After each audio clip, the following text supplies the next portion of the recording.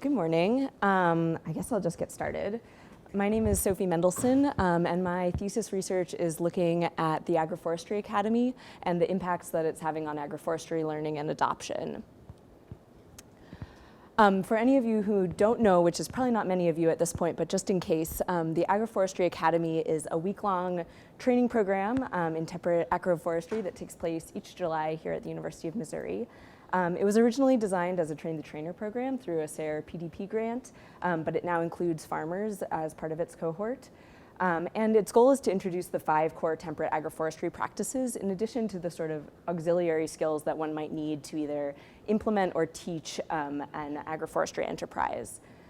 And it's structured as a combination of classroom lectures, field trips, and a case study design project, and it includes scholarships for veterans and socially disadvantaged farmers.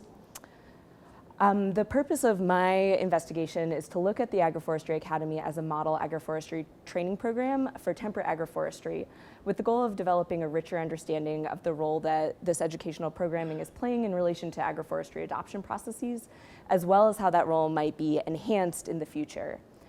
So the research questions guiding this work are: how does the Agroforestry Academy influence the ability of participants to adopt agroforestry practices in their professional context? So whether you're an NRCS agent or a farmer, whatever that context may be. And then how can UMCA better support participants in their agroforestry adoption, both within the Academy, so through programmatic changes, and beyond it? So what additional sorts of programming and resources would be necessary to really support adoption after participation in the Academy? The research is ongoing, but because it was conducted in 2 parts, there are some initial findings from the interview phase, which was the first part of the study. And so some of the themes that emerged from those interviews included the prominence of intrinsic motivation among participants, the highlighting of social learning and practitioner networks, both as important to learning that happened at the Academy and desired for future learning.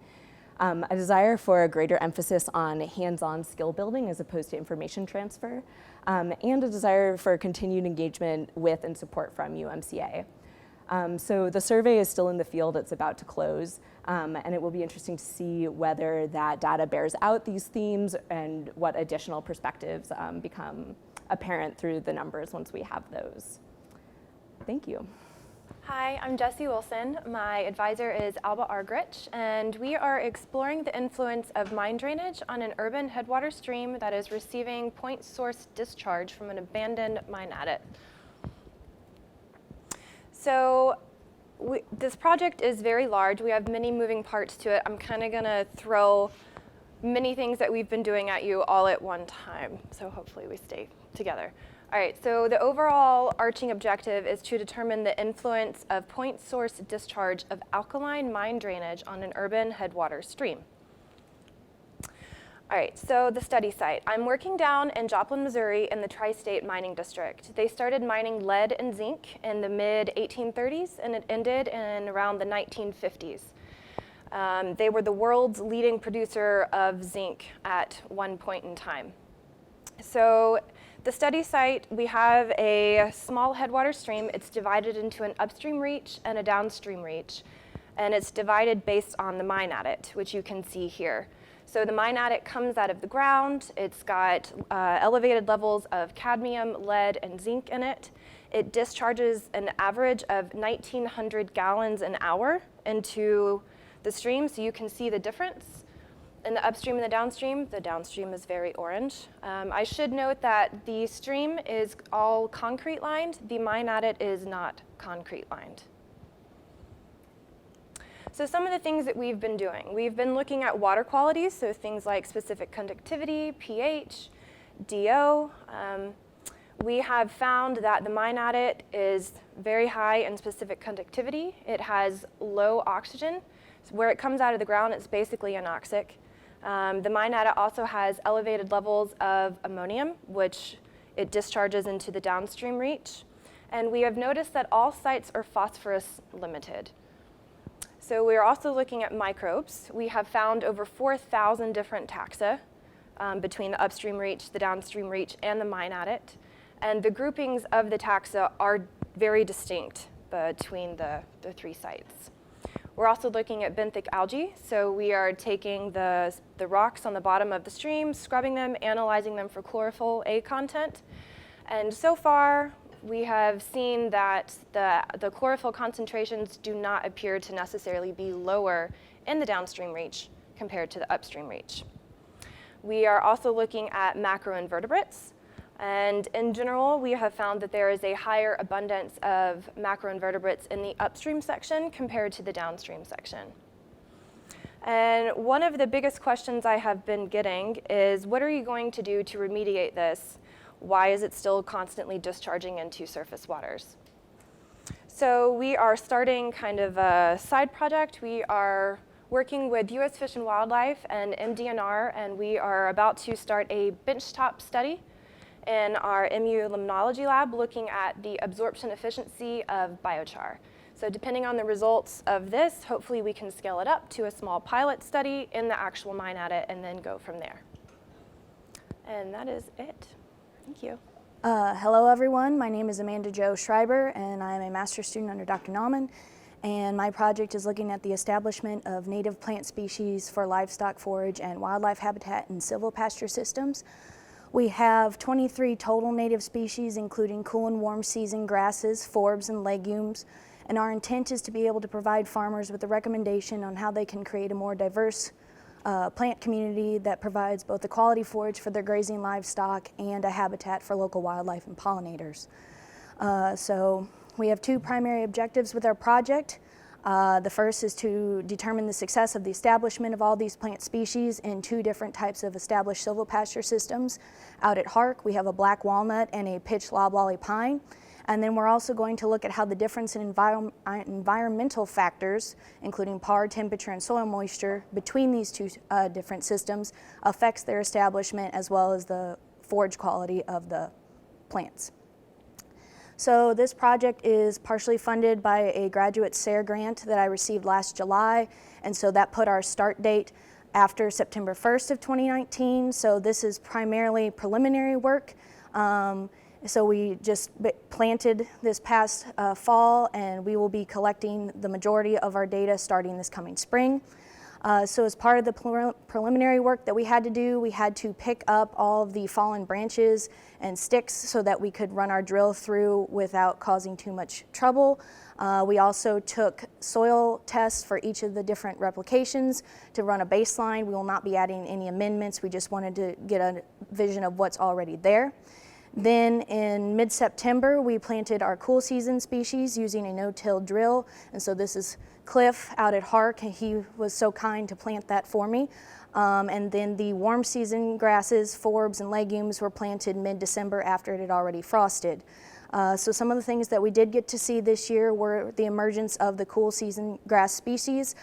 We did some preliminary stand counts just to see what had emerged in the two silvopasture systems as well as an open pasture as a control.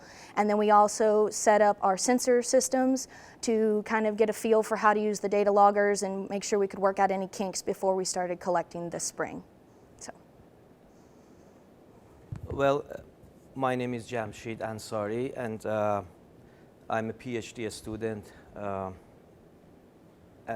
in soil science at School of Natural Resources. My advisor is Dr. Anderson. And I'm doing my research project, which is pretty much related to the soil greenhouse gas emissions. So there are three objectives in my project study to evaluate the differences between greenhouse gas fluxes in three land management systems. The second and the third one are again to evaluate, to investigate the soil enzyme and microbial activity and the soil porosity in those three different land use systems. So I'm working at HARC, Horticulture and Agroforestry Research Center, which is located in New Franklin. So as you can see in this picture, there are three sites that I'm going to work at. So there's a farm as an agriculture system, an agroforestry system, the green one, and the riparian area, the purple. So they are close to the creek, Sulphur Creek there, and they are adjacent. So we're gonna take some soil samples as well as the greenhouse gas samples. In order to collect the gases, the greenhouse gases, with the help of Lincoln University lab, we built some chambers, the cylindrical PVC chambers. So they are equipped with septum lead, and there's an anchor and also the tubes. So we just drive them into the soil and put the lid on the anchor, and then we collect some greenhouse gas samples. And then further we just use the GC to analyze the samples. So we also take some soil samples to test the enzymes and the enzyme activity and the microbial activities. And so far we found out that the enzyme activity in terms of beta-glucosaminidase is higher under the riparian area, which is a natural forest. And we are currently on this project, we're working on this project. Thank you, that's it.